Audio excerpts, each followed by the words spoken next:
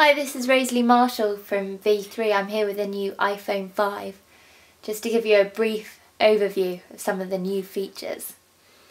So the iPhone 5 has had a slight redesign. The glass on the back is replaced with an aluminium. The phone feels bigger and lighter than the iPhone 4S. It actually feels too light in the hand, although I'm sure you'll get used to it.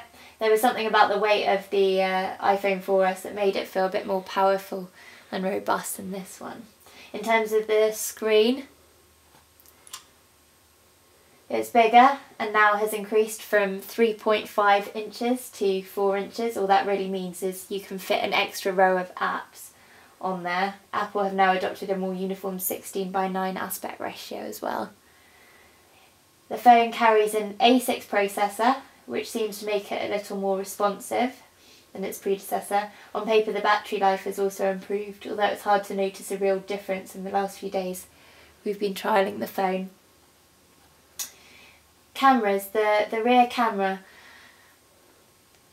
although it hasn't had a megapixel upgrade, there have been various improvements to the sensor, which is supplied by Sony, who seem to know what they're doing when it comes to sensor technology.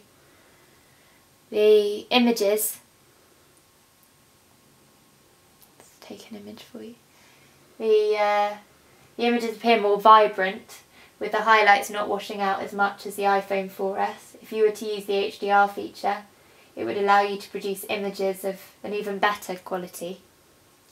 Although HDR images, of course, take up of higher file sizes.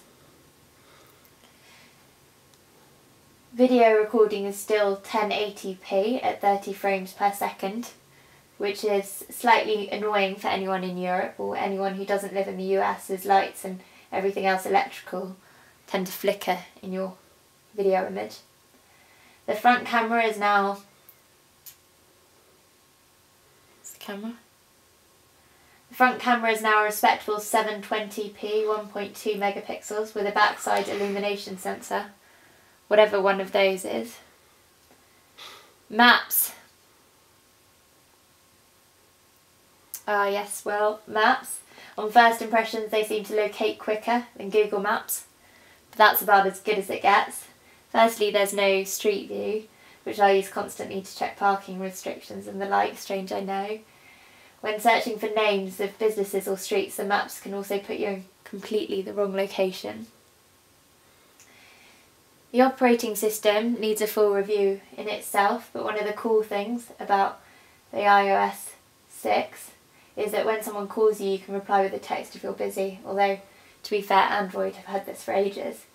In terms of email, the mailbox now has the VIP feature, which allows you to group important people into one mailbox. There's also more Facebook and Twitter integration, so you can tell your contacts where you are directly from the Maps app. You can also share your photos easily on social sites.